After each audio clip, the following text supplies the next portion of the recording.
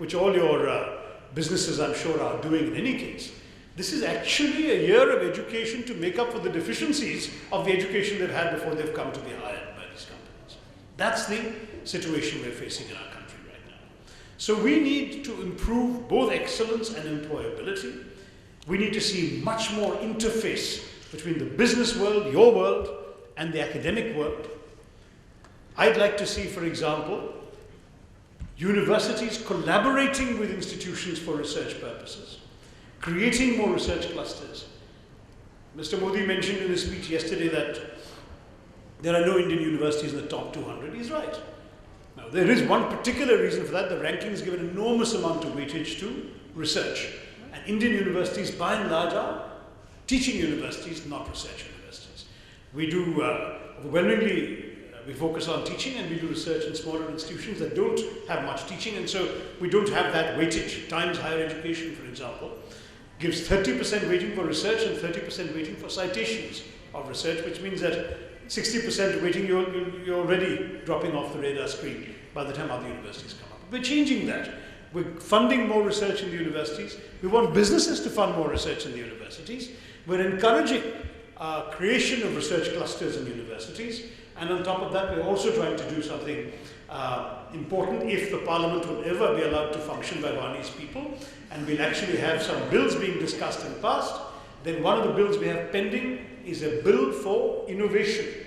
Universities for innovation and research. 14 universities will be created under that bill in both the public sector and the private sector and in joint PPP partnership, which will be devoted exclusively for innovation and research, which will have all the autonomy they want to run their own rules, pay their own salaries, decide their own research priorities. So this is a huge challenge in front of us, but as I said, our parliament is so dysfunctional these days, thanks to you-know-who, that we don't actually have any opportunity to discuss bills and pass them. And so this is one of the 11 bills in the higher education sector that are still pending. But I just want to say, this is the way in which we want to head. And frankly, vocational training is another important area. Skill development is not entirely under my ministry. It's in fact mainly under the Ministry of Labour and Employment, and now the government is creating a national skill development agency to put together all the different ministries that have bits and pieces of the skill development puzzle. We only get involved when it comes to skill development classes in educational institutions. For example, Mr. Ramudarai, the Prime Minister's advisor on skill development, is trying to get some vocational and skill development classes into the higher secondary system. He's trying it out on a pilot basis in 3 states. There are my ministries involved with it. Otherwise, we're not. So I can't say much about it except to say that one of the great problems in our country, in my view, a social problem, is that for 3,000 years, if you wanted to be a carpenter or a cobbler, you'd better have a dad or an uncle who's a carpenter or a cobbler because nobody else is going to teach you. All our professional skills have been passed on from generation to generation. That's the origin of the caste system. And clearly in the 21st century, that is holding us back as a society. We need to be able to take, there might be the son of a professor who's very good with his hands. He might want to be a welder or an auto mechanic or a plumber. There's no shame in that in other societies. In our society, there's no way he can go and learn that. He may go off and become a rather mediocre teacher instead. Why don't we try and open up the space much more, including to the private sector? I remember, I won't name him, but a very prominent industrialist telling me about 4 years ago he was planning to establish 500 vocational training centers across the country. Wonder what happened to his idea? I haven't seen one. I don't understand why our business community is not doing more to actually come up with this kind of thing. Vocational training, it'll also enhance your employment pool. It'll also make it easier for you to get somebody with some training when your leaky faucet wants to be fixed or your electricity breaks down. We need to be able to do this. Why is it in the country of 1.2 billion people that we have a nationwide shortage of masons, for example? All the certified ones have gone off to the Gulf, very honestly. So we need to do some very serious work in vocational training. But if we get all this right, that's the exciting thing about it. We will actually transform ourselves and we'll transform the world, because many countries in the world are going to face the very unusual problem of having far more pensioners than working age people. And as they're including China, we'll get to that. China's already facing, because of their one-child policy, they're facing a problem of one child supporting 4 grandparents, and that's going to be a lot of fun for that one child as he hits sending his kids to college age. But I'm just saying that when these countries are finding themselves in this demographic funnel, what are they going to do? They're going to turn to countries like us for skilled labor. We can provide that skilled labor, provided we actually skill them, provided we actually train them and educate them. So this is I wanted to give you a vision of what we're trying to do and how we're trying to do it. I know that Garima also wanted to talk about technology. The only thing we're doing with technology and education is building through Sam Petroda's mission the National Knowledge Network, which will connect all our institutions of higher education on a broadband network. There's still some issues of last mile connectivity on many campuses, so we're not fully there yet. And then what we're going to try and do is use much more video conferencing, much more of these online courses to try and get the benefits of, say, a professor sitting in some swanky university in Delhi or Chennai actually reaching some student in Bundelkhand University in Jhansi through these means. So we are trying to use technology to spread the quality of the knowledge and the instruction available to our students across the country. I was supposed to take 10 minutes. I think I've already crossed that. Also agreed to answer a few questions before I go. Unfortunately, I'm overwhelmed at the moment with my schedule for today, so I will not be able to linger for the rest of the discussion. But I just want to paint this very basic picture for you. There's plenty more I can address, and if you have questions or comments either about what I've said or what I've not said, I'd be delighted to answer them until the organizers tell me we've run out of time. Thank you very much. Jai.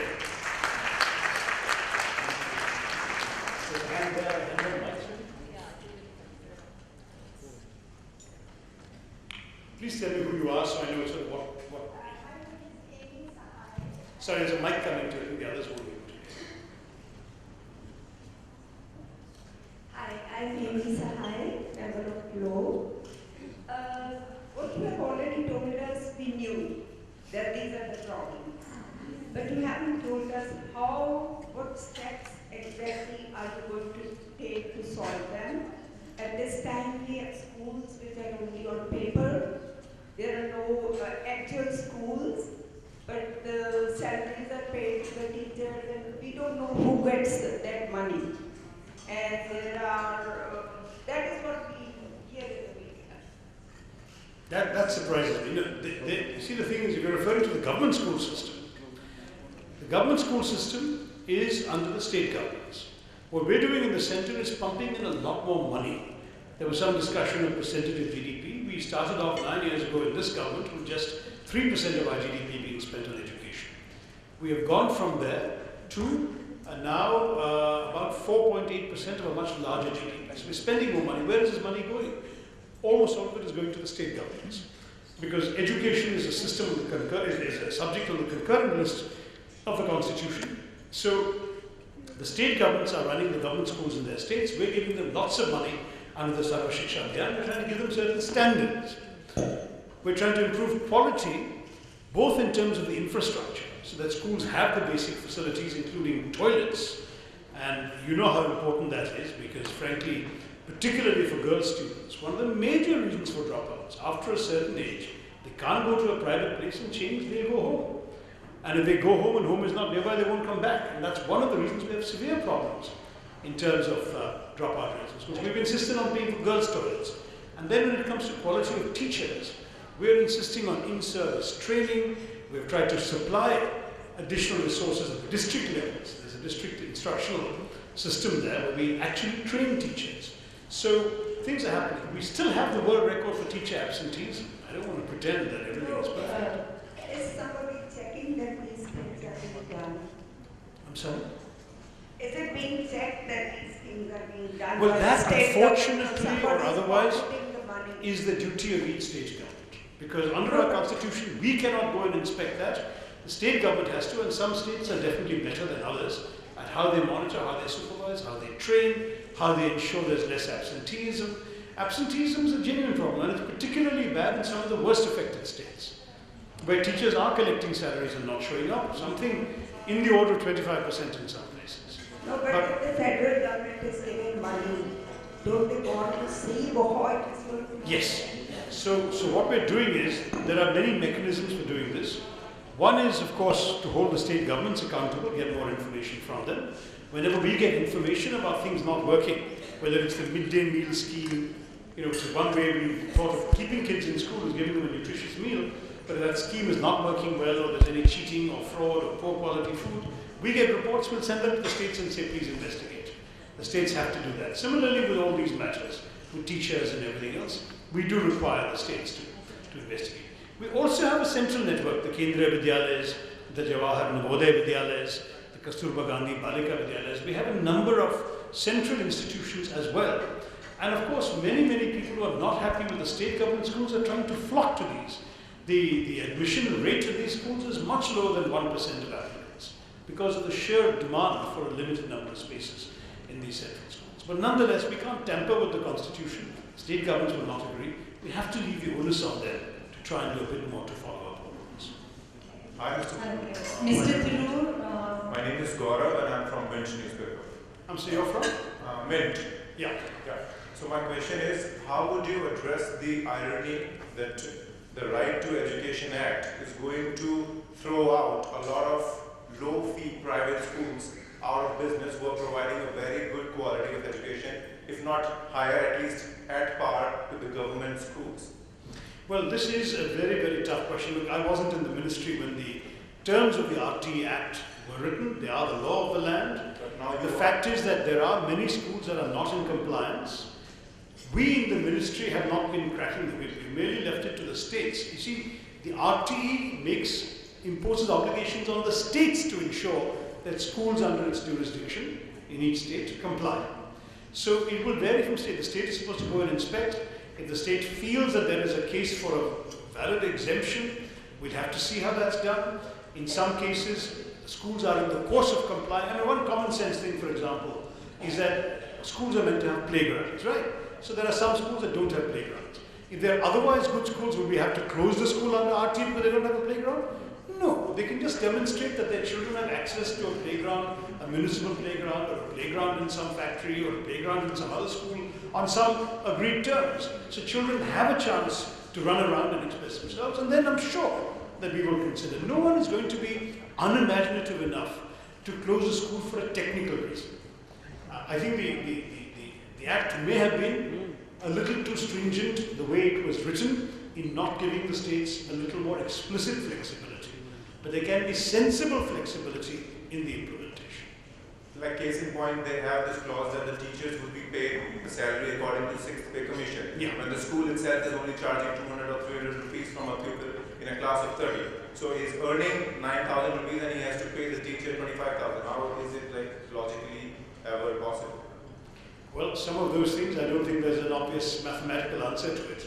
Obviously, if the law says you've got to pay X salary, you've got to pay X salary. Otherwise, the teacher would have the right to go to court and say, I'm not being paid the promised salary I promised. But don't you think that But why weren't these questions raised when the law was written in 2009? Why after 4 years are we now raising these questions? Look, so every law in our country... And you are the one who says that so and so things should be done. You have a vision. And this particular law is coming in the way of your vision. So what are you going to do to address that? I think we have already asked the states to give us reports on their experience of the implementation of the RTE coming towards the end of the deadline specified in the Act. Again, the deadline of the end of March this year was written into the Act. Then suddenly everyone has woken up saying the deadline has expired and many schools have not complied. That's what lies behind all of this. I think we're going to have to move on to some of the other questions. I understand that you have very Sure, but the states in any case will come to us with their reports, and once they do, then we will have an opportunity to see whether the law needs amending. But again, Parliament has to function to be able to do that. Until then, we have to make things work with the law we have. Thanks. Any other questions from you? Somebody with a mic, I think, will probably be. Maybe you could get the mic after. My name is Naveen and I'm a past president of FICCI. I'm also involved in vocational training because under the Public-Private Partnership Ministry of Labour, we have adopted an ITI. Great. So I'm working at the grassroots level, and that's why I may be authorized to say that we have talked of numbers, but what about the quality? Because in the ITIs we are getting 10th class or 12th class pass girls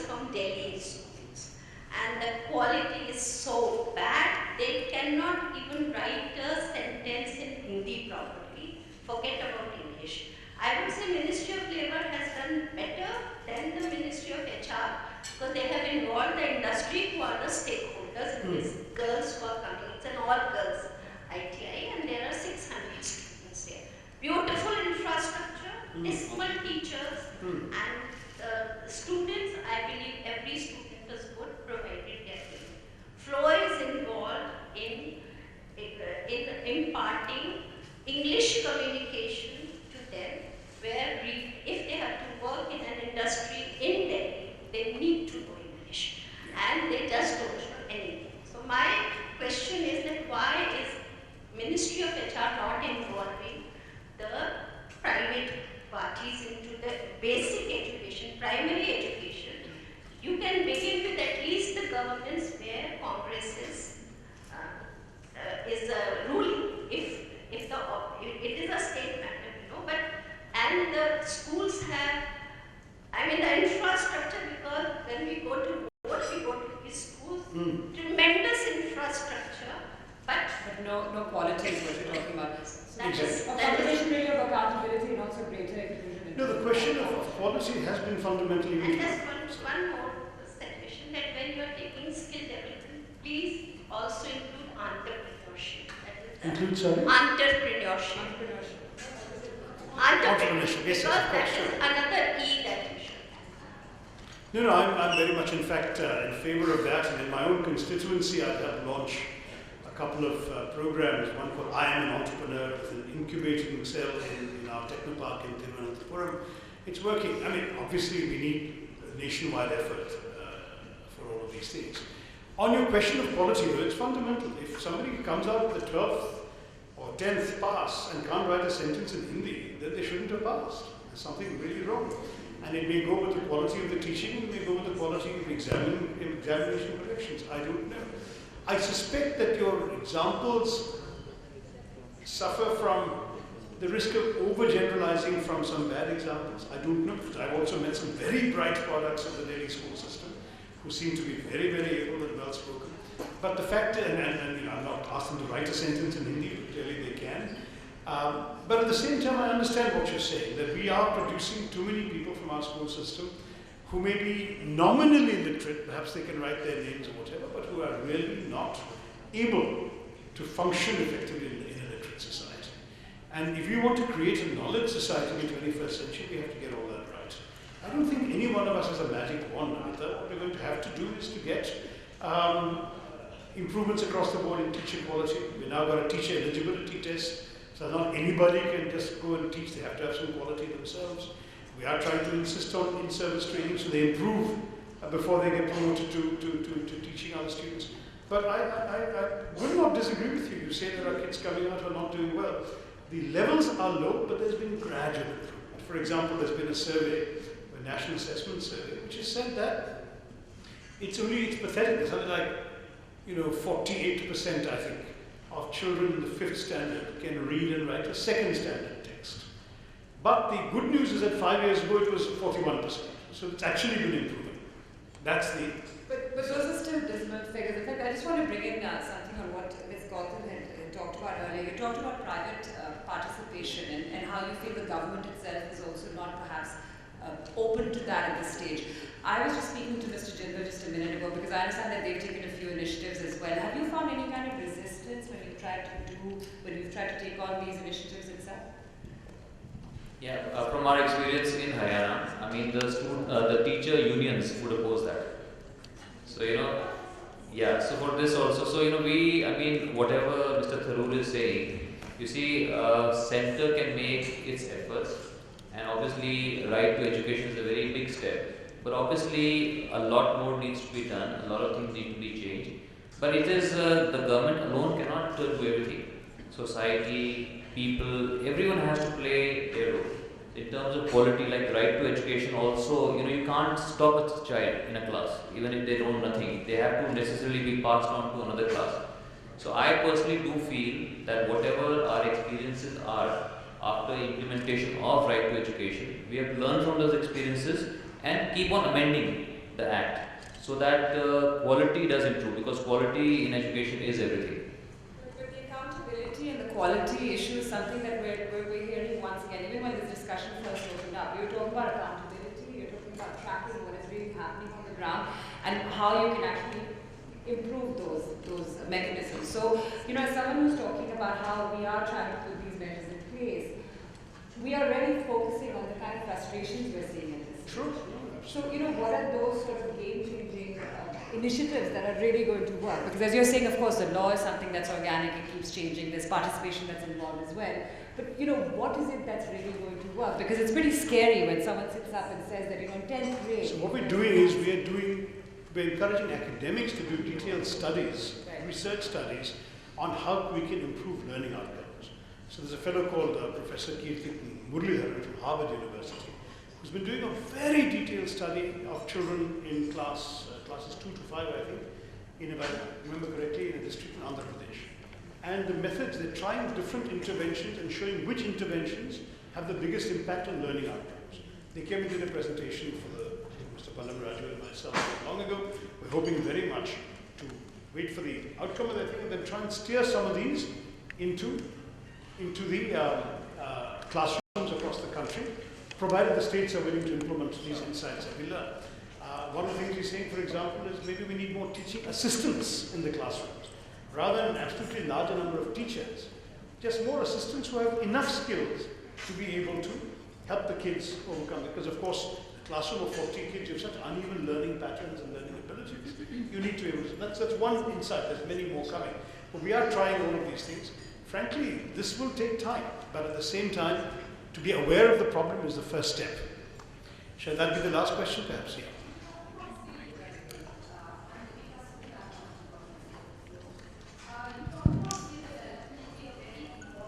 Part of the growth now, the way we need to move. You also talked about education, and the quality of education is something we've been debating about all this morning. What is somebody like you in your position who says education is my area, skill development is somebody else's, but that little bit of skill development that just falls in my part is only what I know about.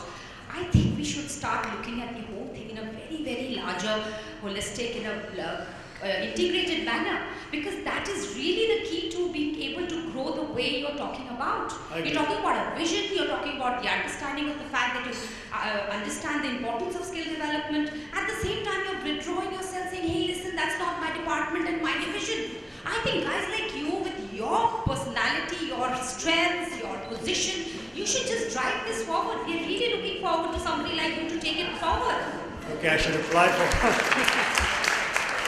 you have to understand in a system of government, each ministry has its own responsibility, and it would not be appropriate for a minister in one area to interfere with the work of another ministry. But having said that, that's precisely why the Prime Minister has moved to create a national skill development agency which will pull all the ministries together. So my ministry will still have to be restricted to the inputs where it comes to the school system. For example, getting vocational classes into class 9, 10, 11, 12 will be very, very good. Because those kids who are already struggling academically will find a new option.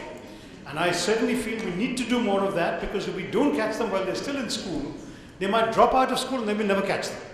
So let's introduce the vocational training possibility already from 9, 10, 11 and 12, so they have the exposure to it before they drop out of conventional school. But having said that, we will do our part, but other ministries will do the other part, and the National Skill Development Agency will pull it all together, be a coordinating mechanism and make it work. That's the hope, and certainly I'm so encouraged to hear that Namita has got an ITI, which is a good facility, state-of-the-art tools and so on, because one of the concerns has been that many of the ITIs are using old equipment, disused machinery, it's all dust and scrap everywhere, and students are not learning anything useful. So if I know that this is actually not true, that's a good argument to use. We must get students coming out with certificates in useful 21st century skills. Sorry I've got to go. It's been such a pleasure seeing you all, and I think I'll be back to FLO in December, right? So we'll have a second bite of the cherry there. Thank you all very much. Have a good day. I just want to thank Mr. Tharoor, because of course he has a pretty packed day ahead, and we'll be seeing it playing out on TV channels this evening, I'm sure. But just a little bit, because you spoke about education, and now I actually want to talk about political inclusion of women as well. So I'm just going to carry on with how these issues. Well, I belong to a political Yes. party which is headed by a woman, part of an alliance which is headed by a woman. Yeah. So I think I'll let the GMP speak for All right. themselves. I think